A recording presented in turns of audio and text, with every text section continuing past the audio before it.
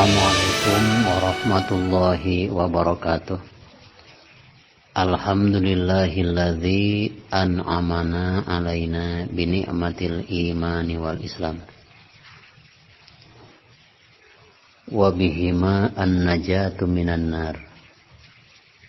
Wassalatu wassalamu ala Sayyidina Muhammadinil mab'us alladzi ba'atsahu Allahu rahmatan lil alamin. Amma ba'du. Alhamdulillah wa syukrillah, kita telah sampai pada penghujung bulan Ramadan. Maka kita menanti datangnya Hari Raya Idul Fitri yang sangat diidam-idamkan. Hari Raya Idul Fitri identik akrab, yaitu dengan adanya silaturahim, kunjungan dari satu keluarga ke keluarga lain, dari sahabat satu ke sahabat lain. Itulah Allah Subhanahu wa Ta'ala memberikan kegembiraan kepada orang-orang mukmin pada hari raya Idul Adha, Idul Fitri, bercengkrama beserta keluarga, berkumpul dengan tujuan mudah-mudahan dengan adanya hari raya Idul Fitri, Idul Adha, kita bisa melihat nanti kehidupan di akhirat kita. Perhatikan, ketika hari raya Idul Fitri dan Idul Adha, ada orang yang berjalan kaki, ada orang yang mengendarai kendaraan, ada orang yang sedih, dan ada orang yang suka. Di akhirat pun demikian. Hari raya Idul Fitri, Idul Adha adalah kehidupan gambaran daripada akhirat. Di akhirat nanti ada orang yang cuma berjalan dengan kaki. Ada orang juga yang tetap tidak berjalan dengan kaki, tapi dengan kendaraannya hasil amal-amalnya. Idul Fitri, Idul Adha, ada yang sedih, ada yang bergembira. Di akhirat pun demikian.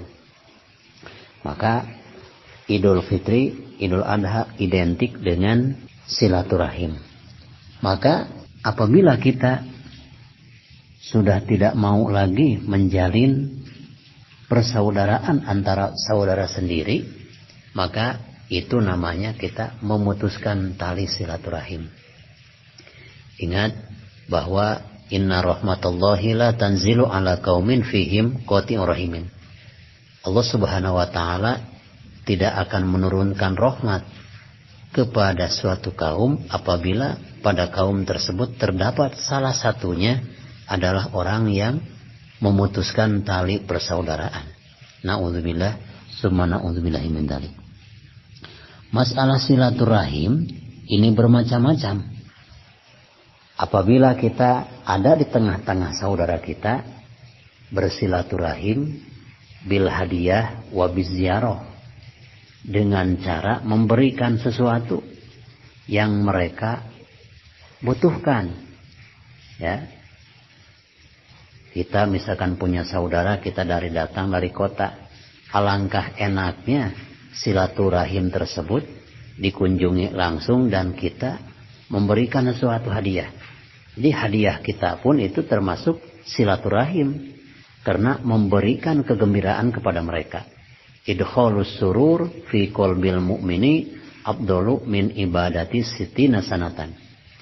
Memberikan rasa bahagia kepada hati orang-orang mukmin, maka orang tersebut mempunyai pahala ibadah lebih istimewa dari ibadah 60 tahun. Tapi apabila kita mau bersilaturahim dengan alasan jarak jauh, kita mau bersilaturahim kepada kakak kita, kepada paman kita, sahabat-sahabat kita, yasiluhum ilaihim bil kitabah, tulis surat. Menulis surat pun itu termasuk silaturahim. Apalagi sekarang teknologi sudah canggih. Walaupun saudara tidak ada di tengah-tengah kita, tapi kita bisa bersilaturahim dengan cara SMS ataupun dengan cara WA. Kalau dulu sampainya itu kita mengirim surat lewat kartu lebaran, lewat kantor pos, itu 3 hari. Paling cepat 1 hari, tapi sekarang 1 detik pun, 2 detik sudah sampai apa pesan kita kepada orang yang kita tuju. Karena teknologi sudah canggih, patut disyukuri kepada Allah Subhanahu wa Ta'ala. Nah, ketika orang tersebut bersilaturahim lewat telepon, lewat surat, dan yang lain, itu termasuk kategori silaturahim. Salah satu ulama besar ahli sufi yang bernama Imam Hasan Basri radhiyallahu taala anhu. Beliau berkata, nanti di akhirat akan ada 3 orang menerima siksa dari Allah Subhanahu wa Ta'ala. Siksa yang pertama, 1, orang tersebut dilaknat atau dikutuk oleh Allah.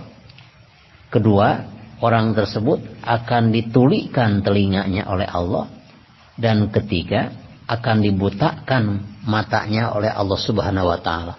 Walaupun di dunia bisa mendengar, bisa melihat, tapi karena mempunyai dosa-dosa, maka Allah Subhanahu wa Ta'ala akan melaknat, akan mengutuk mereka, sekaligus mereka akan dibutakan matanya, akan ditulikan telinganya. Siapa-siapa itu? Imam Hasan Basri berkata, idza adharon nasu al-ilma wa dayya'ul amal. 1, orang yang mempunyai ilmu, semakin mempunyai ilmu tapi semakin malas beramal. Itulah orang pertama yang akan dilaknat oleh Allah dan akan dibutakan matanya, ditulikan telinganya. Maka sebaiknya semakin menambah ilmu harus semakin lebih menambah amal. Al ilmu bila amalin kasajarin bila samarin. Ilmu yang tidak diamalkan laksana pohon yang tidak berbuah. Yang kedua, watahabu bil alsuni watabagodu bil kulub. Ada orang saling memaafkan kesalahan orang lain itu cuma di lidah. Ada orang lain yang meminta maaf kepada kita, kita memaafkannya, iya, saya bebaskan kesalahan kamu, saya maafkan kesalahan kamu, tapi cuma di lidah. Di hati tetap menyimpan dendam. Itulah orang yang nomor 2 akan dilaknat oleh Allah di hari kiamat, akan dibutakan matanya, ditulikan telinganya. Na'udzubillah. Berarti ketika kita memaafkan kesalahan orang lain, harus bebas dengan hati-hatinya. Tangan kita bersentuhan langsung misalkan, saling memaafkan. Kecuali kalau lain mahram, laki-laki dan perempuan bukan mahram, tidak perlu bersentuhan langsung, jarak jauh aja. Apalagi sekarang walaupun bukan mahram juga, musim COVID-19, bersalaman pun agak dilarang. Karena apa? Takut ada kekhawatiran ada virus yang menempel di tangan kita. Nah, maka ketika kita memaafkan orang lain, tangan bersalaman, hati pun harus bebas. Jangan gini, di masjid kita bersalaman, di luar masjid biasa lagi aja. Kita tidak bertutur sapa. Na'udzubillah summa na'udzubillah min dzalik. Yang ketiga, wataqatu bil arham, saling memutuskan tali persaudaraan. Ada misalkan adik kakak gara-gara perebut misalkan masalah warisan yang ditinggalkan oleh ayah dan ibunya, sehingga sampai-sampai 2 tahun 3 tahun tidak saling kunjungi, dan kejelekannya itu dilanjutkan oleh keluarganya sendiri. Ketika ayah mereka masing-masing tidak mau bertutur sapa, sengketa masalah warisan ditimbulkan, kejelekan kita dilanjutkan oleh keturunan kita. Na'udzubillah. Maka yang harus kita wariskan kepada mereka, anak turunan kita, harus mewariskan sesuatu yang akhlak baik-baik.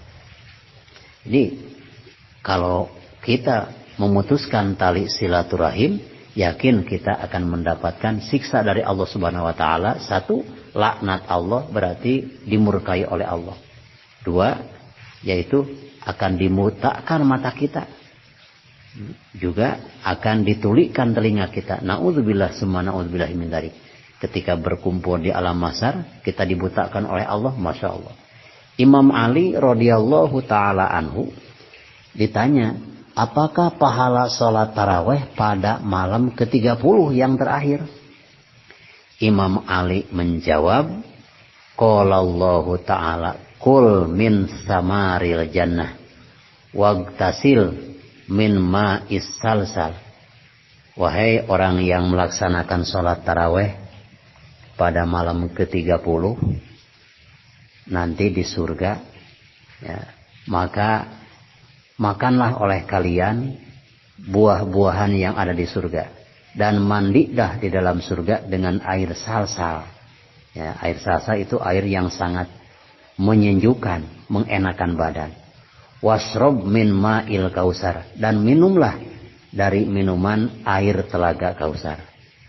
Selamat Hari Raya Idul Fitri. Mudah-mudahan segala amal baik kita, salat taraweh kita, tadarus kita, termasuk puasa kita, sedekah zakat fitrah kita, dan infak-infak yang lain, juga salat Hari Raya Idul Fitri kita, mudah-mudahan diterima oleh Allah Subhanahu wa taala. Jangan lupa tekan tombol like, subscribe untuk Rahmatul Ummah agar Anda bisa berlangganan. Wassalamualaikum warahmatullahi wabarakatuh.